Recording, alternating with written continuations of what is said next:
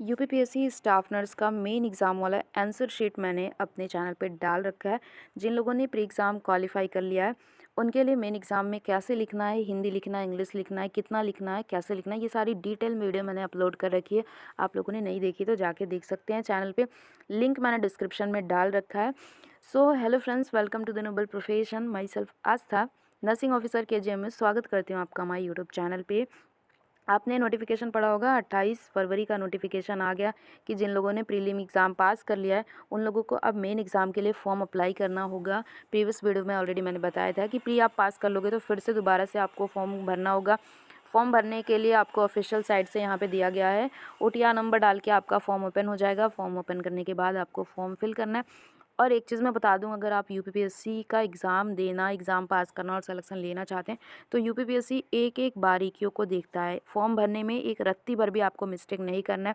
जो चीज़ नहीं समझ में आ रही है कमेंट सेक्शन में पूछिए, या फिर जिन लोगों ने ऑलरेडी यूपीपीएससी में सिलेक्शन लिया हुआ है उन लोगों से पूछिए, लेकिन आपको एक भी मिस्टेक नहीं करना है ताकि आपका सिलेक्शन तक कोई भी प्रॉब्लम ना हो।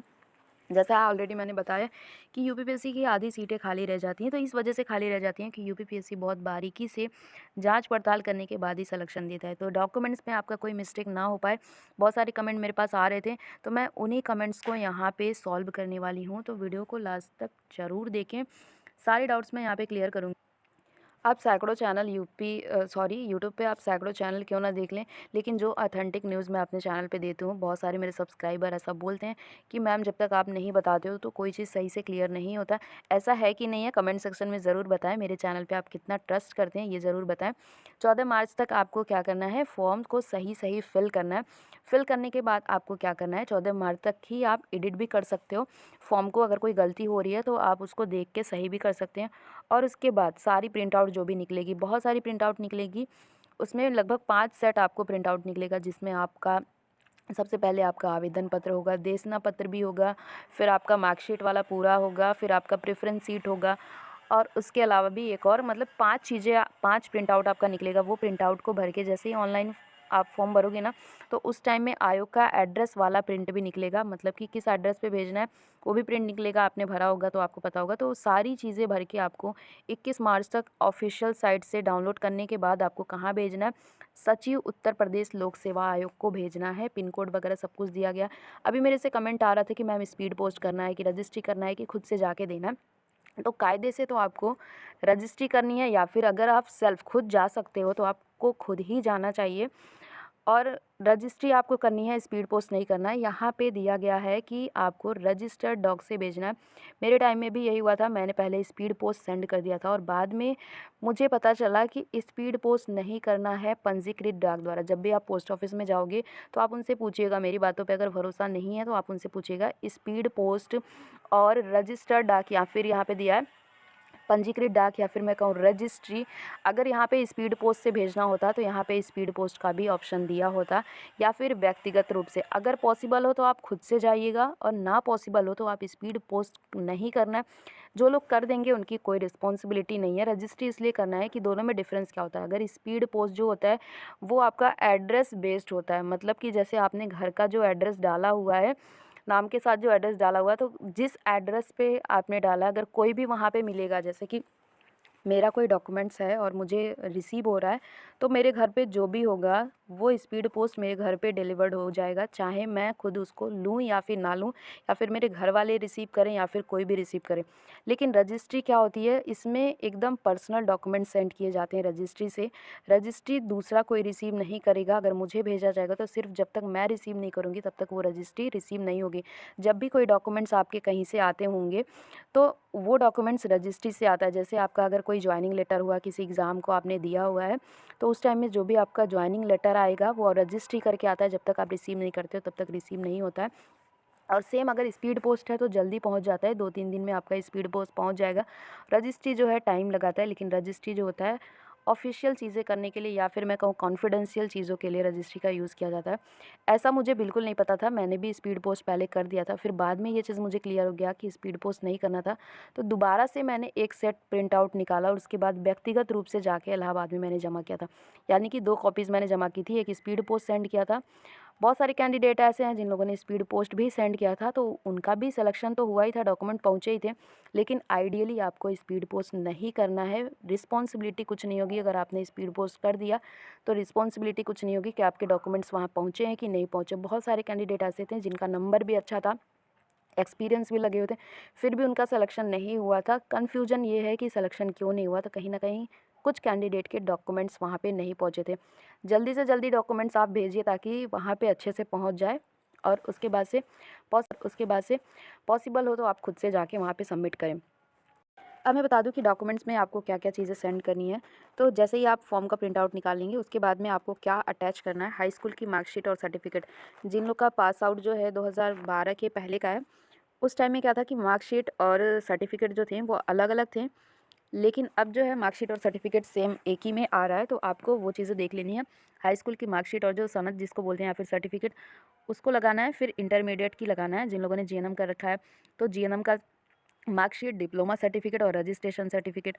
और अगर आपने पोस्ट बीएससी कर रखा है तो जीएनएम का भी लगाना है। उसके साथ में आपको पोस्ट बीएससी का रजिस्ट्रेशन मार्कशीट आपको पूरे दोनों साल के लगाने हैं। फिर उसके बाद रजिस्ट्रेशन सर्टिफिकेट लगाना है, और डिग्री भी लगानी है साथ में। डिग्री आपको यूनिवर्सिटी से मिलेगी। अगर डिग्री नहीं बनी है यूनिवर्सिटी में तो आपको प्रोविजनल सर्टिफिकेट जो होगा आपको वहाँ से मिल जाएगा यूनिवर्सिटी से, तो वो भी लगाना कंपलसरी है। बीएससी नर्सिंग आपने किया हुआ है तो आपको 4 साल की मार्कशीट लगेगी। रजिस्ट्रेशन नंबर होना चाहिए, साथ में डिग्री या फिर प्रोविजनल सर्टिफिकेट लगाना है। डिग्री नहीं है आपके पास तो प्रोविजनल सर्टिफिकेट जो होगा यूनिवर्सिटी से मिलेगा वो लगाना है। कास्ट सर्टिफिकेट आपको लगाना है।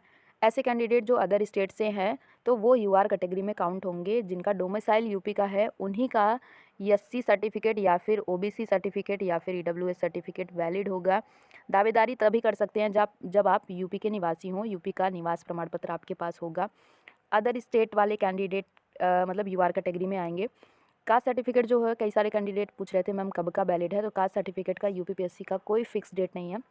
आपके पास कास्ट सर्टिफिकेट होना चाहिए, कितना भी पुराना होगा, बस आपका फादर सर्टिफिकेट का वेरीफाई होना चाहिए, मतलब फादर साइड का वेरिफिकेशन होना चाहिए। फीमेल कैंडिडेट है तो उनका जो कास्ट सर्टिफिकेट होगा, चाहे वो नया हो चाहे पुराना हो, लेकिन आपका फादर साइड से ही होना चाहिए। क्योंकि आइडियली जो होता है, जो कास्ट है वो फादर से ही डिपेंड करता है। अगर शादी आपने किसी अदर कास्ट में कर ली तो आप उस कास्ट के नहीं होगे, आप जो होगे अपने फादर साइड से ही होगे। तो आपको कास्ट सर्टिफिकेट पुराना से पुराना भी चलेगा, चाहे वो एससी कैंडिडेट हो। लेकिन डॉक्यूमेंट वेरिफिकेशन के बाद नया अगर आपसे कास्ट सर्टिफिकेट मांगा जाता है तो आपको टाइम दिया जाएगा कास्ट सर्टिफिकेट बनवाने के लिए। और आपका कास्ट सर्टिफिकेट तभी वैलिड होगा जब आपके पास डोमिसाइल सर्टिफिकेट होगा। यूपी का डोमिसाइल होना चाहिए। अगर आपने ओबीसी लगाया हुआ है, ओबीसी ऑप्शन पे टिक किया हुआ है, एससी पे टिक किया हुआ है, तो आपको निवास प्रमाण पत्र देना होगा, साथ में आधार कार्ड भी देना होगा। अब ऐसे कैंडिडेट जो अदर स्टेट से है और उनका रजिस्ट्रेशन यूपी में अभी ट्रांसफ़र नहीं है, तो आपको मैं बता दूँ, इतना जल्दबाजी में आपको यूपी का रजिस्ट्रेशन ट्रांसफ़र नहीं करना है। सबसे पहले आपको सिलेक्शन लेना है। सिलेक्शन लेने के बाद रजिस्ट्रेशन नंबर आप कहीं का भी लगा सकते हो, यूआर कैटेगरी में काउंट हो गए। जब आपका सिलेक्शन होगा तो डॉक्यूमेंट वेरिफिकेशन के टाइम में आपको 2 से 3-4 महीने, उस टाइम में 2 महीने दिया जा रहा था, बाद में टाइमिंग बढ़ाई गई थी 3 महीने तक। तो आपको टाइम दिया जाएगा रजिस्ट्रेशन आपका ट्रांसफ़र कराने के लिए। जिस स्टेट से भी आप हो, आपको टाइम मिलेगा रजिस्ट्रेशन आपको चेंज कराने के लिए यूपी में, तो उस टाइम में आप करवा सकते हो। सिलेक्शन के पहले आपको कोई ज़रूरत नहीं है अपना रजिस्ट्रेशन नंबर ट्रांसफ़र करवाने की। तो ये चीज़ आपको समझ में आ गई। सारी चीज़ें आपको क्या करनी है, जब प्रिंट आउट निकालना है, प्रिंट आउट निकालने के बाद सबसे पहले आपको आवेदन पत्र लगाना है। आवेदन पत्र लगाने के बाद आपको जो प्रमाणीकरण प्रपत्र लगाना है, जो भी आपके डॉक्यूमेंट्स है वो वाले फॉर्मेट को लगाना है। फिर उसके बाद आपको देशना पत्र लगाना है। देशना पत्र के बाद आपको अंक तालिका का पूरा विवरण लगाना है और प्रेफरेंस सीट भी भरनी है। प्रेफरेंस सीट देखिए, आपको भरने के लिए ऑप्शन आएगा कि आपको हेल्थ सर्विसेज चूज़ करना है या फिर आपको चूज़ करना है medical education and training. 2 department आपको ऑप्शन में आएगा, तो मेडिकल एजुकेशन एंड ट्रेनिंग और हेल्थ सर्विसेज में आपको चूज़ करना होगा। मेरे टाइम में 3 ऑप्शन दिए गए थे, जिसमें केजीएमयू था। केजीएमयू को मैंने प्रेफरेंस दी थी, तो मुझे केजीएमयू मिला था। तो आपको प्रेफरेंस किसको देनी, जिन लोगों को सीएससी पीएससी पे काम करने का मन है वो हेल्थ सर्विसेज को चूज़ करेंगे, और जिन लोगों को हॉस्पिटल में मतलब मेडिकल कॉलेज में काम करना है उनको एजुकेशन एंड ट्रेनिंग को फर्स्ट प्रायोरिटी देनी है। जिसको आप प्रायोरिटी दोगे उसी हिसाब से आपको सिलेक्शन मिलेगा। अगर आप हेल्थ सर्विसेज चुनते हो तो आपको सीएससी पीएससी और डिस्ट्रिक्ट हॉस्पिटल में मिलेगा, जहाँ पे वर्कलोड आपको कम होगा। हाँ, सैलरी का डिफरेंस होगा लगभग 15 से 20 हज़ार पर मंथ के हिसाब से आपकी सैलरी का डिफरेंस होगा। अगर मैं बात करूँ तो लगभग 70 के आसपास जो है वो हेल्थ सर्विसेज की सैलरी है, मतलब 65 से लेकर 70 के बीच में आपकी हेल्थ सर्विसेज की सैलरी है वही मेडिकल कॉलेज की सैलरी में डिफरेंस है। वही मैं ऑटोनॉमस मेडिकल कॉलेज की बात करूँ तो 90 के आसपास में मतलब कि 85 से लेकर 90 के आसपास में आपकी ग्रॉस सैलरी बनती है ऑटोनॉमस मेडिकल कॉलेज की। नॉर्मल मेडिकल कॉलेज की बात करूँ तो यहाँ पे भी आपकी 70 के आसपास में सैलरी बनती है। 71 75 के बीच में आपकी पूरी सैलरी सिमट जाती है। और हेल्थ सर्विसेज की सैलरी मेडिकल कॉलेज से कम होती है। वर्कलोड की बात करूँ तो अगर आप मेडिकल कॉलेज में काम करते हो तो वर्कलोड आपको मिलेगा, छुट्टियाँ आपके हिसाब से नहीं मिलेंगी। लेकिन अगर आप हेल्थ सर्विसेज या फिर मैं कौन सी एससी पीएससी डिस्ट्रिक्ट पे काम कर रहे हो तो आपको वर्कलोड कम होगा, काम कम होगा, लेकिन आपको रूरल एरिया में काम करना होगा। ये चीज़ है। तो मेरे अकॉर्डिंग अगर आपको चूज़ करना है तो हेल्थ सर्विसेज चूज़ करिए। ऐसा आपको अब अभी समझ में नहीं आएगा, लेकिन जब आप हॉस्पिटल में काम करोगे, जब आप हायर सेंटर में काम करोगे, तब आपको रियलाइज़ होगा एक समय के बाद कि जहाँ पे कम काम हो वहाँ पे जॉब करना ज़्यादा बेटर होता है। अभी मैं ऑटोनॉमस मेडिकल कॉलेज में काम कर रही हूँ तो मुझे पता है कि यहाँ पे वर्क का कितना प्रेशर है। एक-एक छुट्टियों के लिए आपको बहुत सारा मैनेजमेंट करना होता है, कितने सारे राउंड्स होते हैं, डॉक्टर्स के किच-किच होते हैं, मतलब बहुत सारी चीज़ें होती हैं। वहीं सीएससी, पीएससी पे आप स्मूथली काम कर सकते हो, कोई भी आपको हेक्टिक नहीं होगा, आराम से ड्यूटी आप कर सकते हो। मेडिकल कॉलेज में हो आप तो वर्कलोड भी ज़्यादा है और शिफ्टिंग ड्यूटी ज़्यादा होती है। सीएससी, पीएससी पे मेनली जनरल ड्यूटी ही लोग करते हैं। स्टाफ नर्स तीनों शिफ्ट में काम करते हैं, लेकिन ऐसा कंपल्सरी नहीं है कि आप तीनों शिफ्ट में ही काम करो।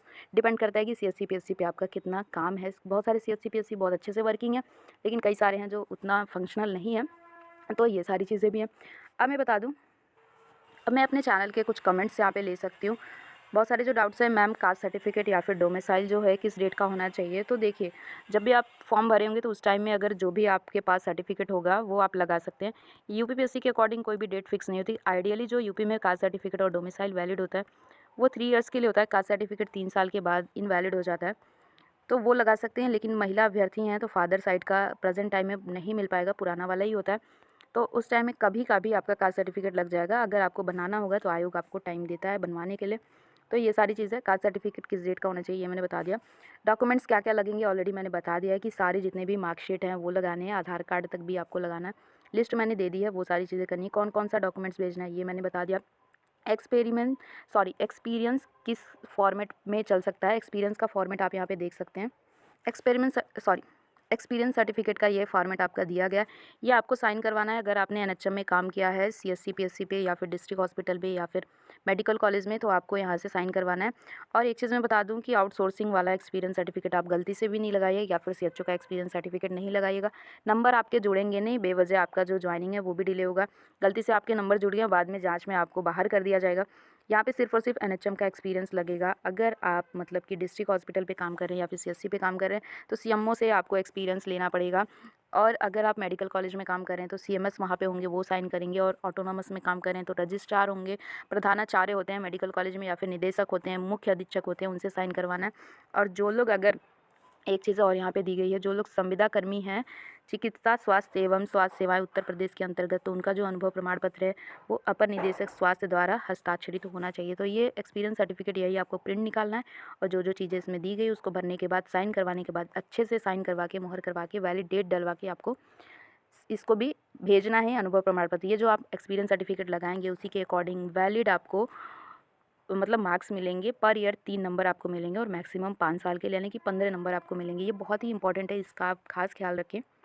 और एक चीज़ मैं बता दूँ, जो डॉक्यूमेंट्स आप लिफाफे में भर के भेजोगे, जब आप डॉक्यूमेंट वेरिफिकेशन कराने जाओगे ना तो सेम डॉक्यूमेंट उनके हाथ में होगा और उसी डॉक्यूमेंट से आपका ओरिजिनल डॉक्यूमेंट्स वो मैच करते हैं। तो कोई भी फर्जी डॉक्यूमेंट्स नहीं लगाएं, वो सारे डॉक्यूमेंट्स वहाँ पे मैच किए जाते हैं। अगर आप एक बार यूपीपीएससी में गलत डॉक्यूमेंट्स लगाते हुए पाए जाते हो तो आपको यूपीपीएससी बैन कर देगा, दोबारा से आप एग्ज़ाम देने के लिए वैलिड नहीं होगा यूपीपीएससी में। कई सालों के लिए, कई वैकेंसी के लिए आप वंचित रह जाएंगे।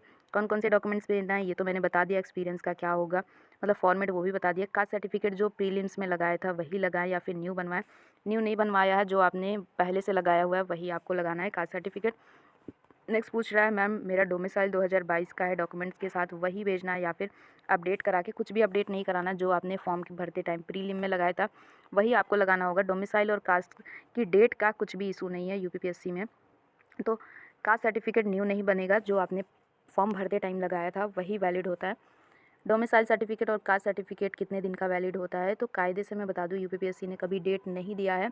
पुराने से पुराना कास्ट सर्टिफिकेट भी चल जाएगा, लेकिन आइडियली जो होता है यूपी में कास्ट सर्टिफिकेट 3 साल के अंदर का होना चाहिए और फॉर्म भरने के पहले का होना चाहिए। अगर नहीं भी बनता है बाद में आपको यूपीपीएससी टाइम देता है अपना सर्टिफिकेट बनवाने के लिए। ये क्वेश्चन मैंने अपने वीडियो में क्लियर किया है कि ग्रेजुएशन में नर्सिंग के लिए subject first year to final year complete fill करना है। तो आपको सब्जेक्ट जो है वो फाइनल ईयर का फिल करना है। फाइनल ईयर का फिल करने के बाद आपको नीचे लिख देना है कि marksheet of first year, marks of second year, marks of third year, ऐसे लिख देना है, ताकि जो आप टोटल करोगे ना, परसेंटेज दोगे, उसमें सारी चीज़ें इंक्लूड हो जाए। मतलब लास्ट ईयर का आपने सब्जेक्ट लिख दिया और उसके बाद नीचे लिख दीजिएगा कि मार्क्स ऑफ फर्स्ट ईयर कितना है, marks of second year, marks of third year, ऐसे लिख देना है, ताकि जो आप टोटल लिखोगे ना परसेंटेज, तो उसमें सारी चीज़ें इंक्लूड हो। फिर नेक्स्ट क्वेश्चन है कि मैम सारे डॉक्यूमेंट्स बता दीजिए। तो मैंने बता दिया आपको, सारे डॉक्यूमेंट्स इन्वेलप में रख के आपको सेंड करना है। प्रिंट आउट आपको ऑनलाइन मिलेगा एड्रेस का, उसको अच्छे से चिपकाने के बाद, सारे डॉक्यूमेंट्स रखने के बाद आपको सेंड करना है। नेक्स्ट है राजस्थान नर्सिंग काउंसिल है इनका।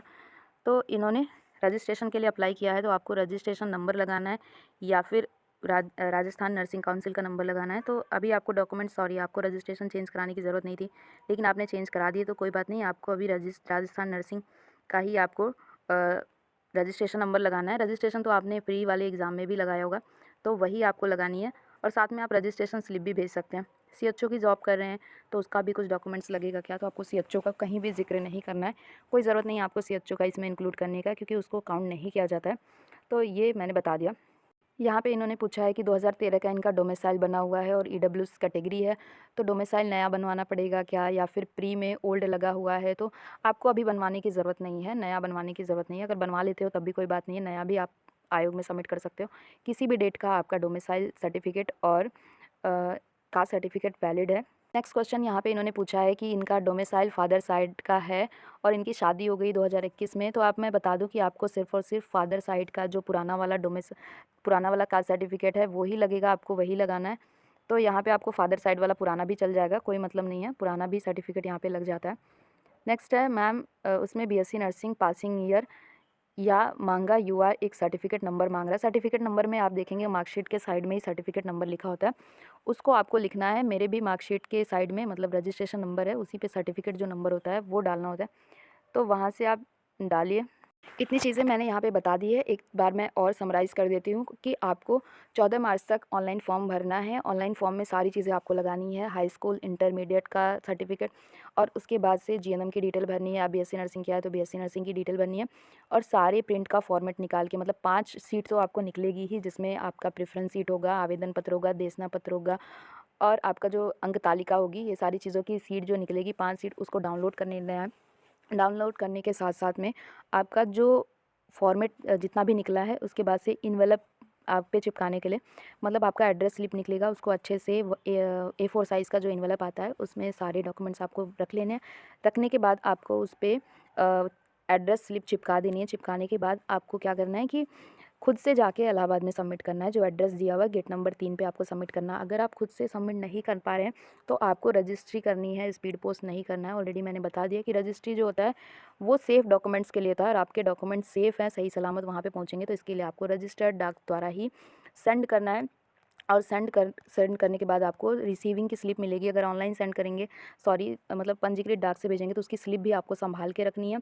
और अगर आप सेल्फ जाके वहाँ जमा करते हैं तो वहाँ पे एक रिसीविंग आपको मिलेगी, वो रिसीविंग को आपको रखना है। और मैं बता दूं कि हेल्थ एजुकेशन और या फिर हेल्थ सर्विसेज में और ट्रेनिंग सेंटर में किसको चूज़ करना चाहिए, तो जो लोग काम करने के इच्छुक हैं मेडिकल कॉलेज में, तो वो हेल्थ सर्विसेज एंड ट्रेनिंग को फर्स्ट प्रायोरिटी दें। अगर वो चाहते हैं कि सीएससी पीएससी पे काम करना, तो हेल्थ सर्विसेज को चूज़ करें, एजुकेशन और ट्रेनिंग को ना चूज़ करें।